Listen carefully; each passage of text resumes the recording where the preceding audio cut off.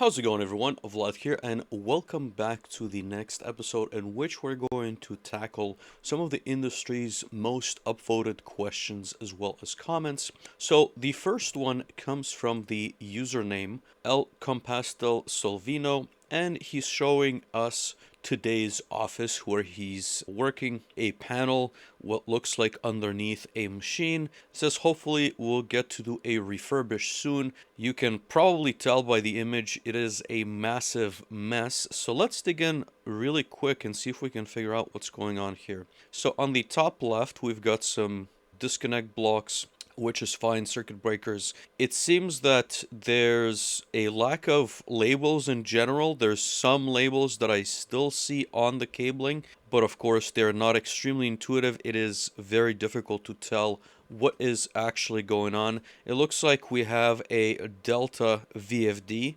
which again gets probably started and I would assume still works. It seems that there's some relays that were added post-production because we can tell that the labels are fairly different from what we see on the rest of the equipment. So we have some finder relays that are stacked on the right hand side. We have some floating relays. Again, for what reason, it is very difficult to tell. We do have a PLC that's underneath this entire mess. It is a Panasonic PLC. It is not something that I'm overly familiar with. I'm assuming it is the equivalent of a MicroLogix, so looks very similar form factor wise. I can't imagine it accomplishes anything overly complex, more so than a couple of discrete digital as well as analog type of inputs and outputs. That being said, we obviously have a huge mess on our hands. We see that the wiring has been terminated, maybe at the very beginning well, and was probably inside of the wire trays that we see in the back, but at this point, none of it is contained. We have a random Rockwell Automation power supply. Again, not sure why they paid the extra price for a lot of very different hardware. We have more floating relays. We have what seems to be a safety relay just based on the fact that it is red that's lying on the panel floor. We've got a switch. Someone pointed out this is a unmanaged Stratix 2000 series switch. Behind me, as many of you know, I have a variety of different managed switches. So the first impression, this is not a new type of an environment. I've seen a lot of these before. This is something very common in many industries, and typically for those of you who are not from the control system side, if you leave panels long enough and you put pressure on your techs or your engineers, whoever is doing the changes or the troubleshooting, then chances are, if it's not done properly, if there's just a lack of time perhaps for the work to take place, they will do their best to execute the job, but they will not have the time necessary to make sure that the panel is in a good state or condition. The second item, of course, is if there's a lot of problems with a specific piece of equipment, the chances of you needing to go and remove those covers that cover the wire trays and troubleshoot and pull on the wires and see the labels that haven't been properly placed is going to be significantly higher. So this is not a unique situation. I'm assuming that the switch that is floating on the side of the panel was added after the fact, and this could be attributed to the miss of the panel being way too small for expansion. So a lot of times when you design electrical panels or cabinets, you want to provision some additional space on DIN rails and just the back faceplate so that you could add and expand should you need to do so. And again, a lot of times the equipment comes in as is from the machine builder or the OEM, and then the plant wants to add a couple of components, maybe a handshake from the upstream or the downstream equipment. Maybe you want to add the asset onto the network for either remote troubleshooting purposes or data extracting purposes, and you end up having to stick the switch on the side. Would there have been better locations? Maybe, but again, whoever was delegated that task with decided to go down this route. So again, if we go back onto the image, what would be my general recommendation. So, of course, at this point, it is just very difficult to maintain this asset. If something were to bring this asset down, we even see a naked cable that has not landed into anything that's sticking out. But if anything was to bring down this asset, it usually takes a long time to troubleshoot. If you bring in somebody new that doesn't know this machine, that doesn't have at least a decade of experience troubleshooting this specific piece of equipment, it's going to take a while for them to figure out what's going on. I can only assume that the prints, the electrical schematics are not up to date, so the person working on this machine in the time of downtime is going to struggle, and of course, depending on the cost, it might be worth it just scrapping the entire panel, rebuilding it from scratch, paying someone to create the up-to-date schematic as build, and then replacing this entire mess with something that makes sense. There's also some obsolete components, so I'm not familiar with the Delta VFDs as well as I am with some other brands. I would assume that this VFD is probably no longer sold by the distributor, so probably want to replace that. The same goes for the PLC. Again, you can look up the part number and figure out if it's obsolete or not. Of course, the switch that is just hanging on the side, it's not recommended. It's going to last. An unmanaged switch is relatively robust, but of course, it should be properly mounted. I'm assuming there's quite a bit of heat coming out of this panel once it is closed with everything that is inside of it. So, long story short, I would generally recommend investing in retrofitting this panel. Of course, it depends on the budget. It depends on how the machine is being utilized by the business, and someone needs to do the calculation if it makes sense or not in terms of investment. Maybe this is going to be discontinued, a machine that's no longer running in a couple of years, so it could continue to running the way it has been probably for the next couple of years. The second question we have comes from the username of 60, and once again, the user writes today's office with a picture of a laptop sitting on what usually I would describe as it's either a trolley or one of those metal desks in a food and beverage facility. So we immediately notice a couple of components from this image. And the joke in our industry is the fact that a lot of times, and in many industries, your desk is whatever you can find at the plant at the time. So of course he is plugged in via an Ethernet cable. We see the cable hanging over the panel. And let's just switch back to the image. We can tell that this is a slick rack. So we see some slick. It could be, of course, 500, 501, 502, 503, or 505, depending on the setup. If he's going to the PLC directly, it is a slick 505, which is the best model, arguably, of the slick. Of course, there could be a conversion from RS-232 or 485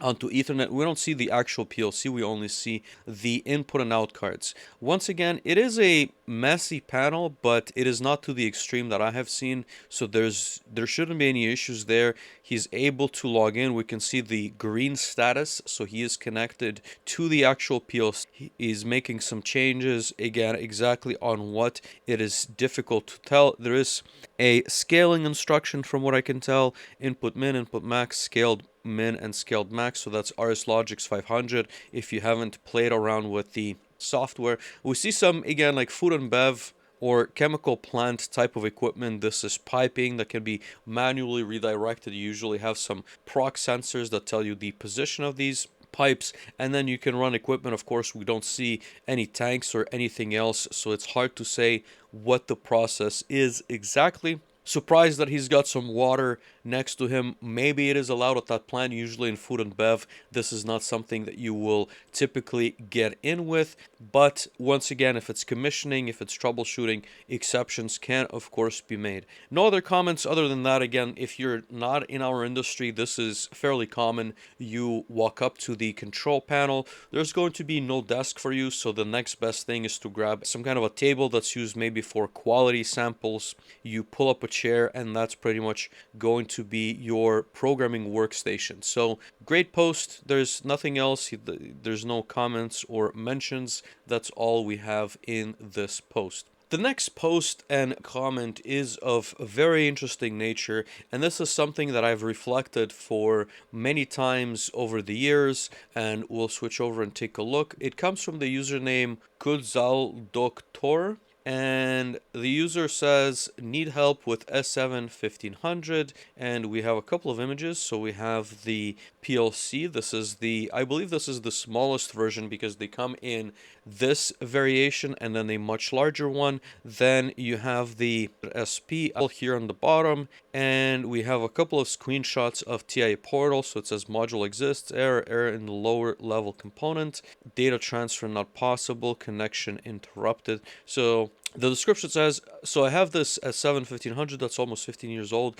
For a new project, I bought the new I/O modules. I had problems connecting to the PLC, so I changed the firmware versions, but still can't communicate with a T200SP module. It's been 2 days, and I'm starting to lose my mind over this. So the important point here is not the answer to the question. The important learning lesson is if you're coming in as an engineer on a project and you're working on figuring this out and you're seeking out help, whether from other peers and colleagues, or if you're going to get in touch with a distributor, maybe the OEM, or someone that offers support like a systems integrator, you need to provide a lot more detail than what he has in this specific post. Of course, we can extract all the information we can from the images, but in this case, the only thing that's made available to us is we can probably figure out what version of the PLC he is using. We have no idea about the firmware. We don't know which firmware he's using for the remote I/O. If it's an older PLC, in many instances, and I'm not incredibly familiar with where the limit is, you cannot always flash it to the latest revision, so that will be extremely important for troubleshooting purposes. In this case, the error is in lower level component. Again, I would try removing the I/O. If everything works well, we can eliminate that factor. Of course, then it is the I/O. Then we need to work backwards. Is the I/O compatible with this specific PLC? Do we need to flash the firmware? He says change the firmware versions. Is that of the PLC? Is that of the I/O? Is that of the specific I/O modules, as opposed to the base PROFINET module in this case? And of course, it says the port monitoring was configured. However, there's no physical connection to the port, no cable plugged in. It seems that the cable is plugged in. I can't imagine that the cable is the problem, although I've seen that situation before. So nothing can be ruled out based on the information given. I would need a lot more details to be able to help out this individual, to help troubleshoot what the problem is. And I would assume that if he reaches out to Siemens, either directly or to an SI or a distributor, they will be asking him the same exact information. The other item to try, of course, is process of elimination. We have a PLC, we have an I/O block, you remove everything, you just connect to the PLC, everything works well, then you only add the Ethernet component. What I mean by that is you have PROFINET on this module, so what you can do is remove all other I/O, and for some reason it's not letting me scroll down, but if you remove all other I/O except the Ethernet coupler, you should be able to remote into it via PROFINET and make sure that you can configure and establish the program that way before adding anything else. I know that there's going to be different revisions of the hardware and thus of the software and the firmware, which make or possibly could make the modules incompatible with the PLC. Hi, my name is Vladimir Romanov. I am the founder of Joltek as well as Solus PLC. With a background in electrical engineering and MBA and over a decade of experience leading projects in manufacturing and industrial automation, I help engineers, managers, and manufacturers make smarter technical and business decisions, modernize their operations, and build stronger careers. If you're serious about manufacturing, automation, and staying ahead in the industry, subscribe and join the community. The next post, and I would say more of a comment than anything else, is coming to us from the username Autumnal Coffee. And this user says, my first official program, it scoots poop around, pray I don't kill anyone under a big pile of dookie. And hopefully he's joking, but it seems that he is serious, but I would hope that it doesn't harm anyone. So here we have a screenshot of two screens, and interestingly enough, it looks like this was programmed in RSLogix 500. So this indicates probably an older type of a system that is currently running. I can't tell if this is some kind of a different software, if this was a migration, or it is actually running inside of RSLogix 500. This almost looks like Code Assist, but I can't necessarily tell based on the screenshot. So we have RSLogix 500, we have a few other softwares on his laptop. We can see that there is some pumps. So pump 1, we have pump 2, we have the enables. It seems to be right, of course. Again, it's very difficult to say from just looking at one program. He's got the comments in there, which means that he has the latest and greatest software, and we should be curious on what this actually does for that plant. No other comments outside of that. I think it's very stressful and also very rewarding to have written your first program. In many instances on many of my projects, especially early on, you never have the chance to design the architecture of the software. You're usually making small modifications, or you're maybe reapplying some of the software from an existing control system onto a newer one. So it is very exciting when you finally get a chance in our industry to write something from scratch where you get to decide what the architecture looks like, what the logic looks, and of course, once you are done and commissioned the machine, which seems like he hasn't yet, he only wrote the software, is extremely rewarding. What I have also learned, and this is a side note for maybe this person that has finalized the software, is that once you get into the field and run the actual software on the PLC and control system, you will have to make quite a few adjustments. And as you grow in your career and grow in your experience, of course, you can have the foresight of certain things changing. But if it is your first program, I think you're excited and you think you're going to download and everything is going to run as expected. And that is extremely unlikely. I'd be very surprised that this person doesn't need to make a lot of changes in the field once the program is actually on the PLC and they realize either the sensors are slightly different, or the I/O is coming in unexpectedly, or there's simply different routines that aren't executing as expected. In any case, it would be great to have an update from this specific person. We've got another exciting first project from the username GrouchyStart9660, and we do have a short video, so I'm going to switch over and we'll watch this. I don't think there's any audio. There's a laptop with some what looks like ladder logic. It looks like there's some I/O laid out. We see this is, if I'm not mistaken, this is an IFM ASI bus extender. I don't see the flat ribbon cable coming out, but it could be that. Maybe it's just a power supply. I could be wrong. This is a skid that you would normally see in community colleges or universities. There's a tank that's being filled with water. I'm assuming there's some pumps and some valves, and he's controlling. There's probably a PID loop that is going to be controlling. And let's see here, what's the PLC? It's a Siemens logo, I'm assuming. That's the small version or the small scale PLC on the Siemens side. It is not programmed in TIA Portal, which is why I was a little bit, not necessarily confused, but unfamiliar interface. And yes, that is the Siemens logo that he's got going on there. And yeah, it is always exciting, like I've mentioned in the previous comment, to see our first project. This is for, of course, education purposes. I don't imagine that this is a real environment. We see a lot of banana plugs where you can relocate the I/O, so we don't have a full-blown industrial cabinet.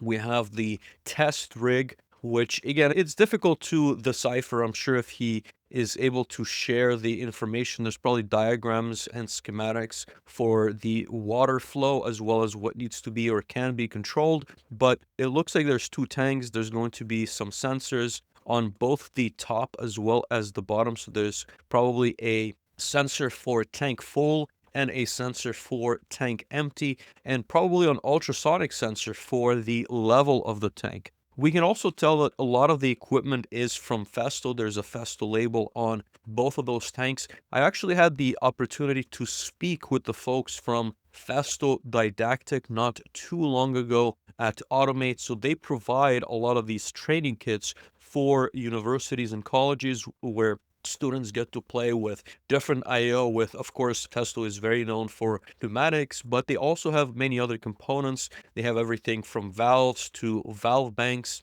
They have motors and servo drives that can, of course, actuate pumps. So they do provide quite a complete educational package in these specific instances. But yeah, once again, I think it's really cool to see some real projects in our industry because, of course, of the secrecy of the actual industrial automation space, it is not always possible to capture video footage of the actual company that is doing XYZ process. There's a lot of different regulations, usually from the companies themselves, that don't want to share what's going on behind closed doors. The last question is very interesting and incredibly topical for the type of work I do under the Joltek consultancy and systems integration. And this comes from the username, which is 8. And they say, I take over, I think. So I've been a controls engineer for the same company for almost 15 years. When I took over, there was very few network devices. I upgrade when I can to the latest and greatest. Yes, the system was once air-gapped, and about 6 or 7 years ago, we put in an OPC UA server to push information out for a few services. So my internet Wi-Fi got expanded to being internet connected all the time. I put in a firewall and kept it updated. I think I'm doing everything rightish, but my background is not IT related in any means. So now our parent company has moved in since our IT person retired, and they are pushing hard and fast all over the place. IT side and MM and monitoring stuff I really don't understand, to be honest. So all of you have been through this. I'm curious as to what I should expect, as in what symptoms that IT is breaking things on the OT side, from the littlest oddity to full shutdown mode. Let me know what your experience has been. Thanks in advance. I appreciate all the comments. And I have a ton of comments, of course. This is very topical. I have been on both the OT side as well as the IT side. I came through and my experience has predominantly been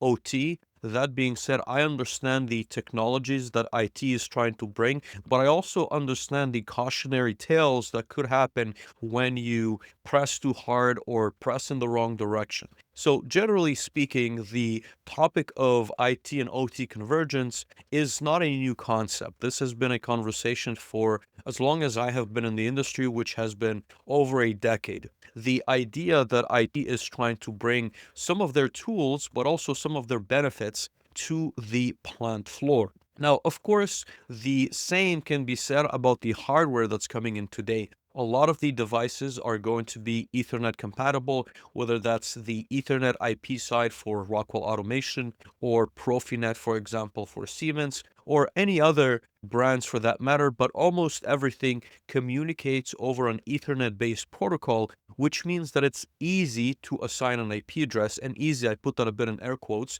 You can always assign an IP address. It becomes a lot more complex to manage once you start to have segmentation, once you start identifying different VLANs that need to be implemented. Once you need to be cyber secure, as you mentioned, there's firewalls that have been put in place.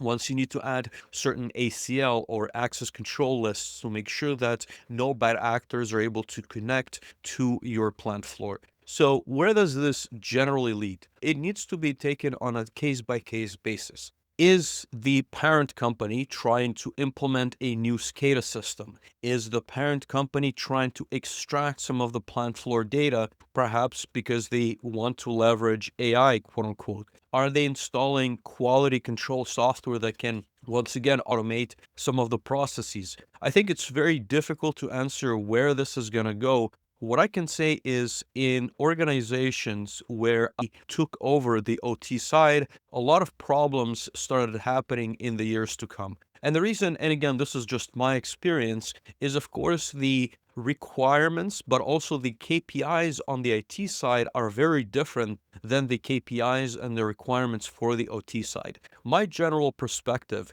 is that everything in the manufacturing business at the top level relies from the revenue generated from making the product that comes out the door. If it's palletized, then it gets shipped to the distribution warehouse. If it gets sold directly to the customer, you need to make sure that the lines and production does not stop. And so if you start introducing more and more technologies that can help increase production, that is usually a plus. But if as a result of introducing said technology, you now create complexity for your team where there's constant shutdowns, where there's different exposure to cybercrime or ransomware, that starts to create a problem. So as this gentleman mentioned, in the past, this plant was air gapped. And the lines, but if you don't know what air gap means, it was completely disconnected from the internet. It means that there's no outside influence that could shut down the line. Once you connect to the internet, there is some exposure to the outside forces. And of course, you create the possibility of the cyber attacks. Now, once you start adding other software, so maybe you want to create a VPN where you can remote into some of the assets, there's another layer of complexity. Now you need to manage who's able to communicate with the plant. If you give access to a contractor, are they being secure? So now you have the possibility but also the necessity to manage those credentials. The next step, of course, is if you start installing, for example, SCADA software. I've been part of multiple projects where either Factory TalkView SE or Optics or Ignition are brought in by the IT side, and they don't, once again, they don't necessarily understand the requirements. So they will sometimes patch the server upon which one of those is running. And of course, production cannot run if the servers that are pushing down the SCADA or the HMI or the control system is not operational and or functional. And that is simply because they prioritize cyber security to running the actual manufacturing line. So what does this mean for someone that's on the OT side? Number one, you should be having a lot more conversations with the IT team on, in this case, I'm assuming it's from the corporate side, not at the plant side, and asking them questions as to what they are doing and why are they running these initiatives and what kind of an impact is that going to have on the production. If they don't have the right answers, you need to be marking those as flags and you need to be having conversations, usually with the IT managers or the IT director, to understand and to have them understand what your needs are on the OT side. If you've been there for 15 years, you should be very clearly explaining to them what are some of the risks. Number two, if you see initiatives that touch OT directly, if you're deploying, for example, a software that's only collecting maybe data, sure, you need to open up some ports and maybe there's going to be problems on the network, but hopefully it does not affect the actual control system. But if they're going to deploy a SCADA solution that actually has impact on running lines, you need to be present in those conversations. You need to be vetting the people that they bring in to do that work, and you need to be very cautious in how it is being rolled out across the plant. Otherwise, you will be penalized for them not installing it appropriately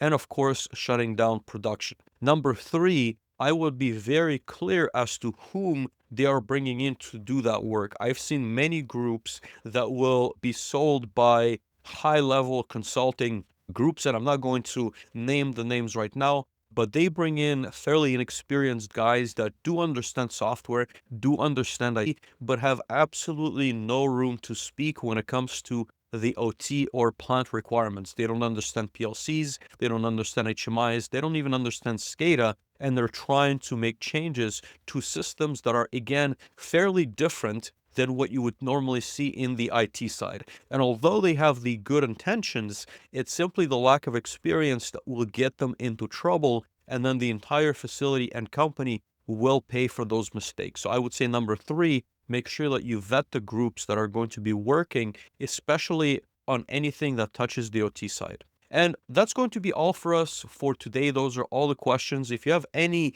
follow-ups, if you disagree with some of my comments, don't hesitate to leave me a comment, and I hope to see you next time.